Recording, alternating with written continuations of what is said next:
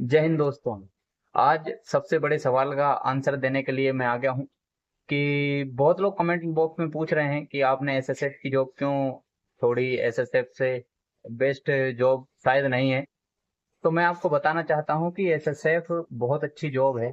SSF और railway में station master बनने में क्या अंतर है, क्या इन दोनों में अच्छी बातें हैं, क्या बुरी बातें हैं, क्या स्टेशन मास्टर में परेशानियां हैं, क्या एसएसएफ में परेशानियां थी, वो मैं आपसे आज शेयर करने वाला हूँ। तो देखते रहिए पूरी वीडियो को। आइए शुरू करते हैं। सबसे पहले जॉब लोकेशन से। अगर मैं जॉब लोकेशन की बात करूं तो जॉब लोकेशन एसएसएफ का बहुत अच्छा है। पूरे टाइम दिल्ली में, पूरी लाइफ आपको दिल्ली में ही रहना है।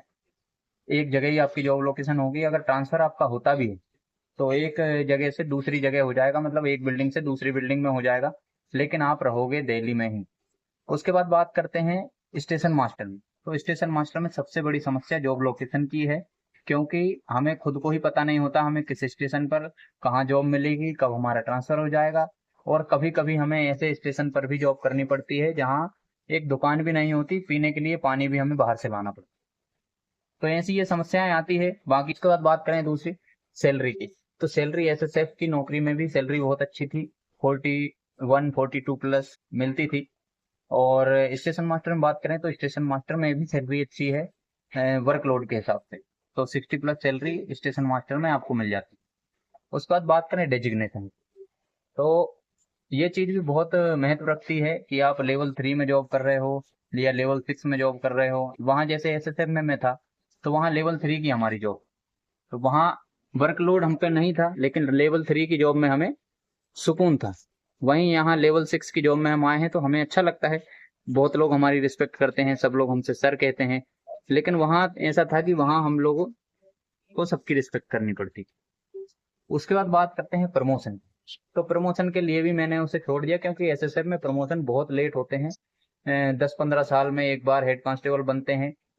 और बहुत स्लो उसकी प्रमोशन की प्रक्रिया है, क्योंकि वो छोटा सा महकमा है।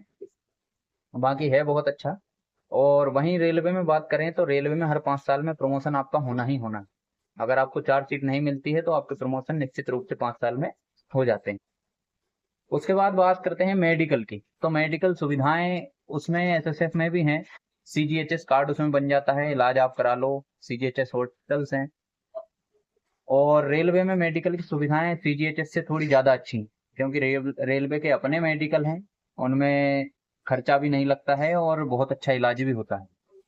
और मेडिकल के बाद बात करते हैं क्वार्टर की। तो क्वार्टर हमें जब लेवल 3 की हम अगर जॉब करते हैं, जैसे एसएसएफ में मैं था, तो हमें टाइप 1 या टाइप 2 का ही क्वार्टर मिल पाता है, क्योंकि टाइप 3 के लिए हम एलिजिबल नहीं होते।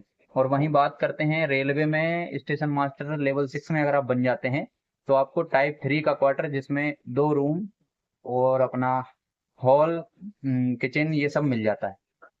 उसके बाद बात करते हैं वर्कलोड। तो वर्कलोड में एसएसएफ में वर्कलोड नहीं है बिल्कुल भी, क्योंकि फौज की नौकरी में वर्कलोड बहुत कम होता है। बस उसमें शारीरिक परेशानियां होती है, मानसिक रूप से कोई वर्कलोड नहीं होता। और रेलवे की नौकरी में यह है कि आपको शारीरिक रूप से बहुत सुकून होगा।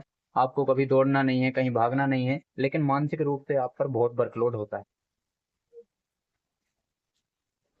और अब इस सब के बाद बात करते हैं लीव की। तो एसएसएफ में की जॉब में आपको सैटरडे संडे ऑफ मिल जाते हैं, जिसमें आपकी छुट्टियां बहुत हैं। आप जब कहो आपको छुट्टियां मिलने के चांस बहुत ज्यादा होते हैं। आराम से आप घर आ जा सकते हो, त्योहार मना सकते हो, क्योंकि उसमें एनएच की छुट्टी होती है। एनएच भी आपको पूरी मिल जाती है। परंतु रेलवे में ऐसा नहीं होता है। रेलवे में एनएच हो, आपको ड्यूटी करनी पड़ेगी, लेकिन हाँ एक फायदा है कि रेलवे में आपको छुट्टी के दिन ड्यूटी करने का भी पैसा मिलता है। तो रेलवे में लीव की थोड़ी प्रॉब्लम्स हैं, बाकी एसएसएफ में छुट्टियों की कोई भी दिक्कत नहीं है। उसके बाद बात करते हैं ट्रांसफर की। हमने सबसे बड़ा हमारा रीजन छोड़ने का यही था कि हमें पूरी जिंदगी उसमें एसएसएफ में दिल्ली में ही रहना पड़ता। लेकिन हम अगर रेलवे में आए हैं तो हो सकता है कि कुछ दिनों में, कुछ सालों में हम अपने गांव, अपने शहर पहुंच जाएं। इसलिए हमने रेलवे को चुना। उसके बाद बात करते हैं, आप रेलवे में आते हैं तो आप सेविंग रख सकते हैं, अपने हेयर स्टाइल कैसे भी मन हो रख सकते हैं। उसके बाद ज्यादा डिसिप्लिन है पर उतना नहीं है। और फौज में डिसिप्लिन बहुत ज्यादा होता है। और रही बात अब तैयारी करने की, तो अभी एनटीपीसी की भर्ती आई हुई है, आप भी आइए, अच्छे से तैयारी कीजिए। मैंने पिछली वीडियो में बताया हुआ है कि कैसे आप एनटीपीसी की तैयारी कर सकते हैं, किन किन टॉपिक पर आपको ध्यान देना चाहिए। उसे भी देखिए। जय हिंद।